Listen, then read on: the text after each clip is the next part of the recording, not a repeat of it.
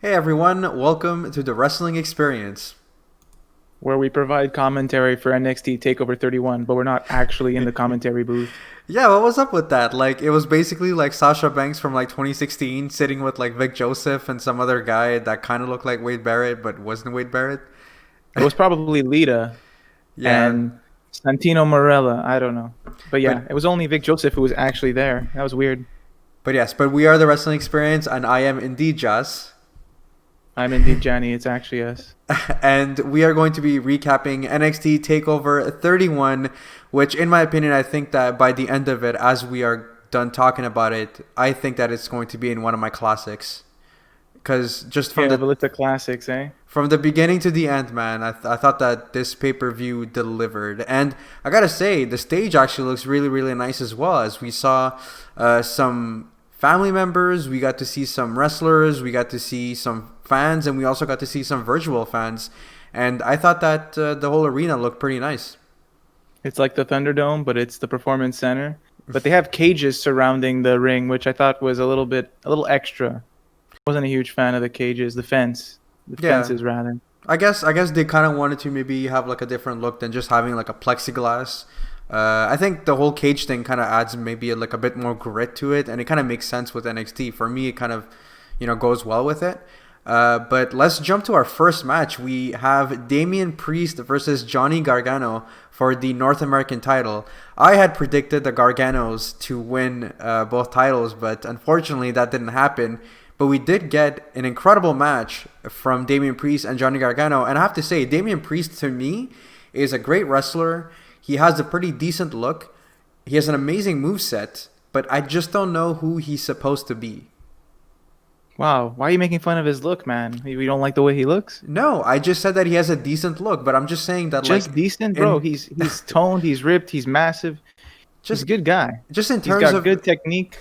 Of course, no. Again, like I'm saying, I'm just saying like we've been seeing Damian Priest for this long, and this guy can wrestle. And how many times have we said that like Damian Priest, like he's really selling him, like he's really selling us on him. But I just don't know what this character of Damian Priest is. But again, like I'm happy that he got to retain, and we really did get to see an amazing match. Like this was not a match that was carried by Johnny Gargano. This is a match that both wrestlers really delivered.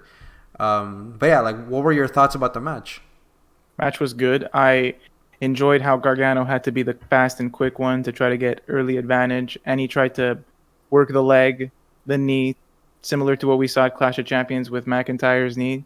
There was some similarities there. I remember Priest was like punching his leg to get it back and ready to go. Hmm. So I enjoyed that aspect of the match, and I enjoyed that Priest never gave up, and it really, like, I really wanted to root for him. I think Johnny Gargano did a great job being a heel, Hmm. and there was no shenanigans at all. It was a straight match, no distractions, no interference. It was all clean, and I thought it was very competitive, solid length, and I enjoyed seeing Damian Priest retain the title. And like you said, I'm not really sure what he is either. He's just a bunch of cool nicknames like Archer of Infamy or and whatever. But I don't know. Cool is cool. I think he just checks off all of Triple H's boxes. Like I feel like Triple H likes the heavy metal attitude lifestyle type of guy, and Damian Priest kind of fits that. Yeah, so Damian Priest, I guess the whole story of the match was that, he takes control of the match at the beginning and even the pace, and he uses his size advantage against Johnny Gargano because we know that Johnny Gargano is not one of the tallest guys. But again, like, there was a really, really great sequence at the end where Damian goes up in the air and he's about to hit Johnny Gargano on the outside, but Johnny Gargano actually takes two security guys and he kind of puts them in the way, and Damien actually hits them by accident. And which, so yeah, so basically they're taken out and there's a whole commotion going on. The referee comes out and he's asking for help. And when the referee's not looking, Johnny Gargano actually low blows him, or actually kicks him in the balls. He kicks him in the jewels. And I thought that was over, but he only got a 2 count, and I'm like, man, this guy has balls of steel. And with That's him, true. yeah, and with him kicking out of that, like I knew that Damian Priest was going to win. Like, I guess for me, it just kind of made sense with the way the story was being told later on, and that's exactly what happened when he reversed a Gargano DDT with the Reckoning.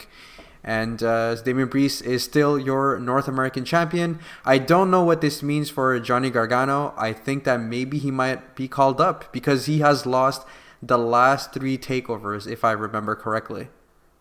Yeah, so while there was no interference or distraction, like I said earlier, Johnny Gargano did try to use the low blow to his advantage and still couldn't pick up the win. So it makes sense that this is his swan song and he's going to probably be called up or drafted to SmackDown or Raw, I would guess. Yeah. So we're going to jump to Kushida versus a Velveteen Dream. Dream is making his entrance looking like the scientist from Back to the Future, but Kushida all of a sudden just comes out of nowhere and then he starts beating the crap out of him. Like, he didn't even get an entrance. Kushida, he just kind of went in and he kind of went ham.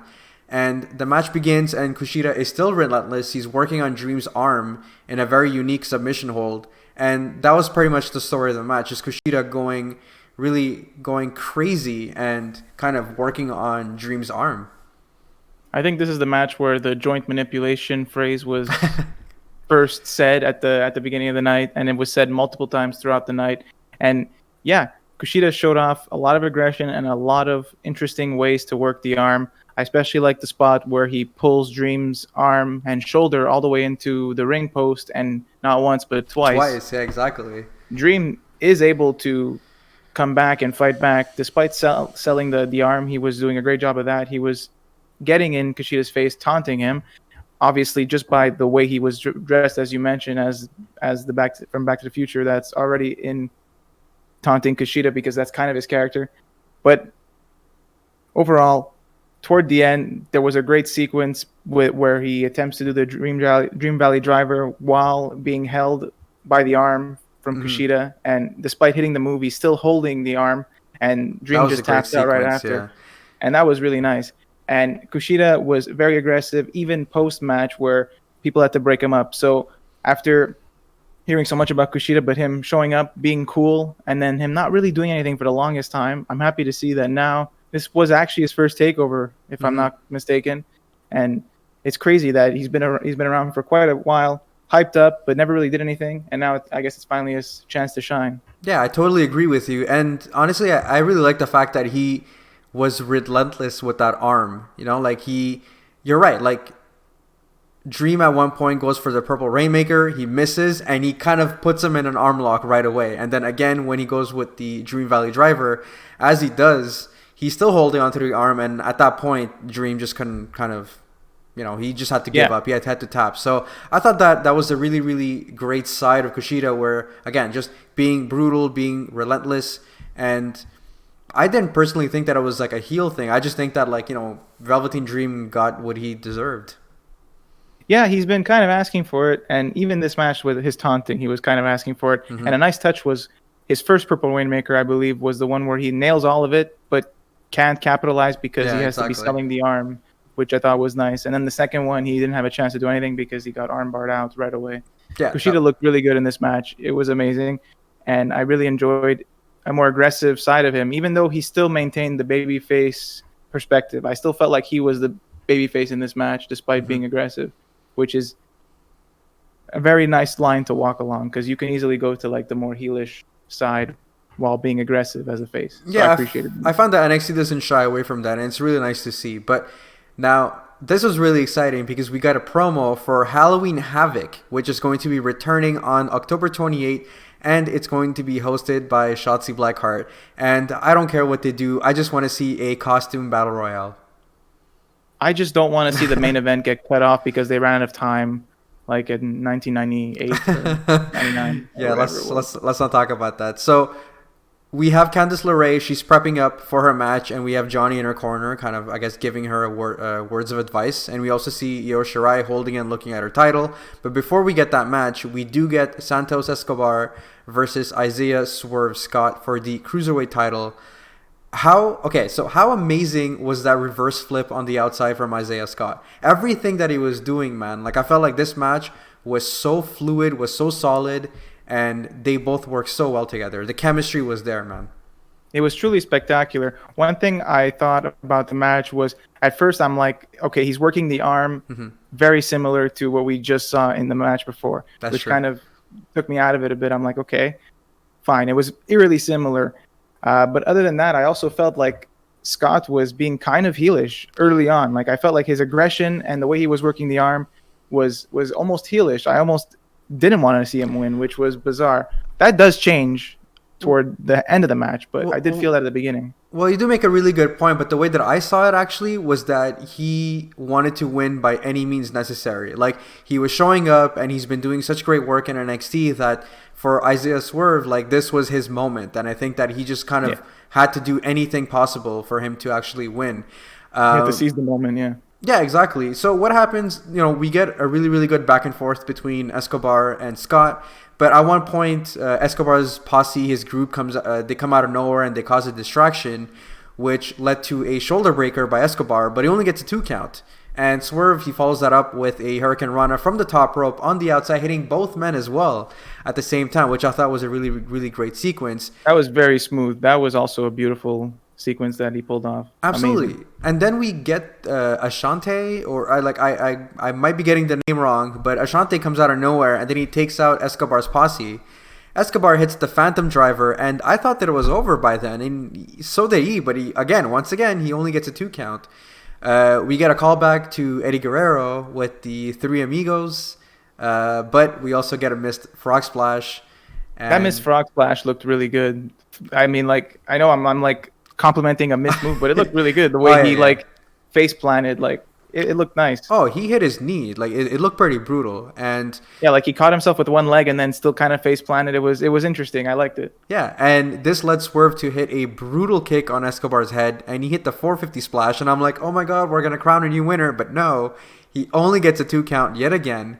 There's a bit of a tussle, and then basically Escobar kicks Isa's Swerve Scott, and he hits his head on the exposed steel on the turnbuckle, and that was enough for Escobar to win with a double underhook into a facebuster, which I thought was a pretty cool looking move as well. So I really wanted Isaiah Swerve Scott to win this, and again, great effort by him, but with the finish, I wasn't really surprised that Escobar took that win. Yeah, so like you said, there were 2 points in this match where I thought it was over, so they really got me good. It was at first the Phantom Driver after the interference, and then the 450, and both of those didn't do the job. I didn't like the ending. Was a bit like I felt rushed because they basically did the 450 thing, and then they kind of just stumble out of the ring so they could set up the next thing where they're both on the apron and they're kind of trying to do a move, and I'm not really sure what's going to happen. Yeah. And then it's a little weak the way Escobar like knocks him down, because then he kind of falls back and hits his head on the exposed. Just a tad sloppy. Yeah. It was a tad sloppy. Like it looked like he didn't get hit, but then he was like, "Oh, I'm supposed to feel like I got hurt there," and it was a little weird to me. Mm-hmm. And he was completely knocked out at that point, and then Escobar was able to take him out from there. That's the only thing that I was like, I just felt like that whole sequence was rushed. They just like tumble out of the ring after the 450. It was a bit rushed. Otherwise, it's fair. Solid match. Yeah, I share the same sentiment as you. So we're going to jump to the women's title match. We have Io Shirai versus Candice LeRae. Again, yes, we are going to talk about the notable moments, but I just have to say that this was an impressive match from both of them. And yet again, like I was saying at the beginning, I thought that Candice would have picked this up, and I knew that you also agreed with me. But Io Shirai comes up as the victor. Yeah, I was on board with Candice winning, but I didn't think Gargano would win. You wanted to see them both win. Mm-hmm. I mean, in hindsight, it's kind of weird that one would win and not the other, but still, I kind of wanted to see it happen. I thought Io had a great run and she could have lost, but no, she still looks very good and very strong. This was a very good match. A little slow at the beginning, I thought, but then it really picked up, and it disappointed me what happens at the end after the match is over, because it somewhat invalidates Candice. But before we go there, any other notable spots that you remember? Yeah, I mean, were amazing. I honestly, I started writing some stuff down. I'm like, okay, I need to stop writing, because yes, there were so many great moments. But yeah, I have to say that there's no other wrestler that has a picture-perfect moonsault like Io Shirai. The moonsault that she hit on the outside on Candice LeRae was really, really good. But Candice LeRae kind of came back out of nowhere. From the top rope, she hits a backstabber.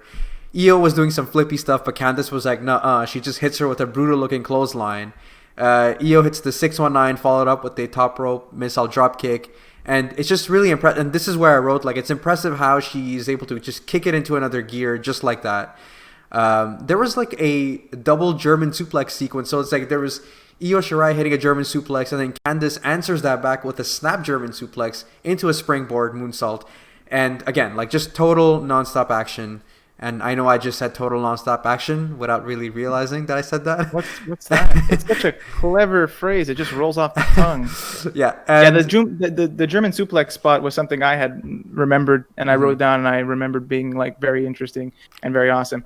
And I did say that Candice, I don't like what happens to her at the end, but Candice actually kind of wins this match. Sort of. There's some shenanigans toward the end where Candice is able to reverse a crossface into the Gargano escape, and she really does a good job of holding it and extending her leg to prevent Io Shirai from reaching the ropes. But she knocks out the referee.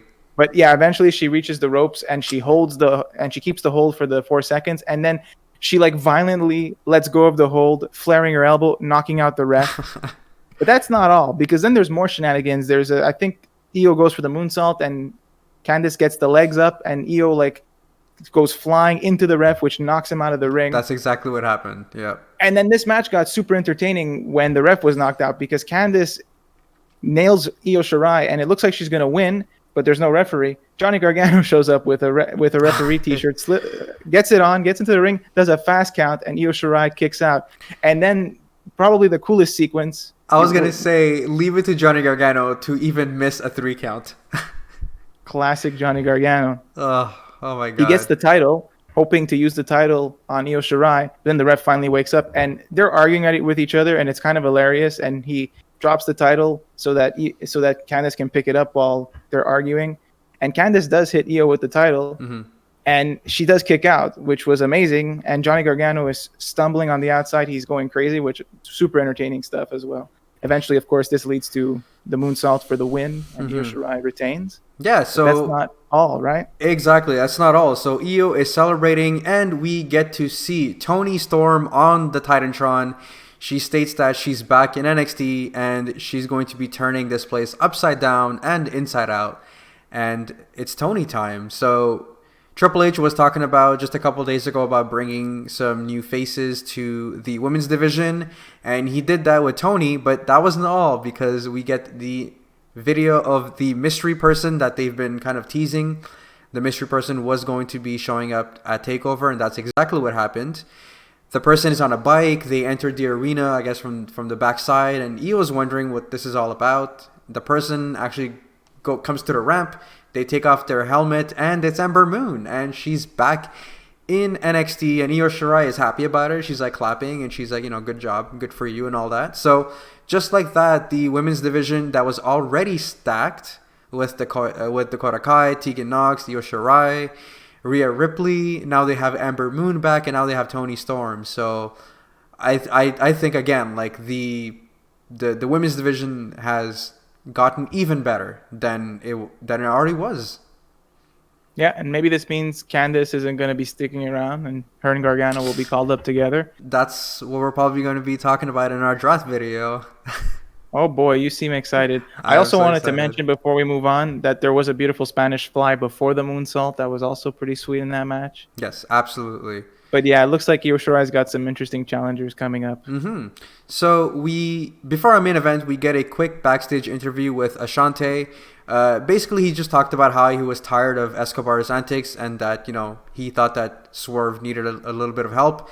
And he just talks about how it's showtime. So we'll probably maybe hear some more about Ashante, or maybe see him in action in NXT this Wednesday. I'm looking forward to that because I love some cruiserweight action. But let's go to the main event. We have Kyle O'Reilly versus Finn Balor. Kyle is making his way to the ring, and he's being basically psyched up by the Undisputed Era. And we see Finn Balor doing the same thing. I honestly love the whole presentation of like the little music playing in the background, and they're kind of walking backstage before their theme song hits. I think that is pretty awesome. And this match delivered, man. Like, this match was a classic. For me, this was the best match on the card. Like, just hands down. I think that the women's match was great as well, but like this one just kind of took it to a whole other level. There was blood. Both of them were bloodied at the end as well. But at the beginning, while it was slow, impressively, we both got some mat-based action from Kyle O'Reilly and Finn Balor as well. Slow pace to begin with, and And the other thing that I found really annoying was the glass banging by the fans. It just kind of took a little bit out of the action for me. But I guess they kind of calmed down a little bit. Yeah, I mean, I see that. It was kind of distracting somewhat. It's easy to get distracted. Especially the wrestlers, they tend to get distracted very easily with any form of interference. So I'm surprised that the banging didn't bother them as much as it bothered us. But I did like I kind of wrote that they were like, I wrote in my notes, they're showing off because they had the mat-based wrestling. Everyone was trying to get one up each other. It was really cool. Kyle O'Reilly starts working the arm again, which is a nice little throwback to the other matches that worked the arm. But it's okay. Kyle O'Reilly's joint manipulation was on point tonight. He switched from arm to leg back and forth seamlessly. The story for Finn Balor was that he started dominating after a pretty brutal kick to the gut that kind of took the wind out of Kyle completely. And that's when Finn was dominating. And that's when Kyle started to draw blood. He was bleeding from the mouth. And at this point, Finn Balor was healing it up so much that I just wanted to see Kyle win so badly. And this my heart. And this is where I wrote that Kyle O'Reilly, yes, you're right. He was bloodied at that point. And I wrote that if he wasn't a face before, he is 100% the face now. And Finn Balor actually even puts him in a sharpshooter. He kicks him in the head multiple times. And I'm like, man, Finn, just stop him. Like, just stop, hitting him.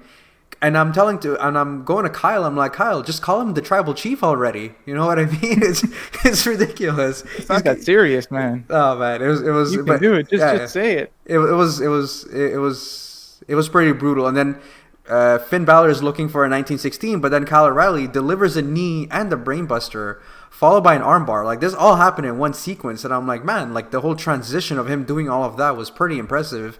Yeah. And Finn actually gets out of that, and he kicks Kyle in the face multiple times again. Yeah, it was brutal. It was absolutely brutal. There was a coup de grace attempt early that was avoided. Kyle O'Reilly ends up working the leg later again. After not working it for a while, he comes back to it with the dragon screw. He does a dragon screw off the top rope and then the middle rope just to keep getting the knee on. He gets him in a heel lock. This looks like Finn is going to tap, and it's so close, but eventually he gets out of it, of course, because, come on. He does the standing stomp as well. And what happened at the end? Because the sequence at the end was so lightning quick that I don't even know if I remember exactly what it was, but it looked like... So essentially, Kyle O'Reilly is about to kind of run into Finn Balor and probably hit him with another knee strike, but then Finn Balor kind of goes down and he starts holding his knee. So that kind of caused a distraction. The ref started looking at him, but he hits him with the double foot stomp. Kyle gets up and he hits him with a knee strike.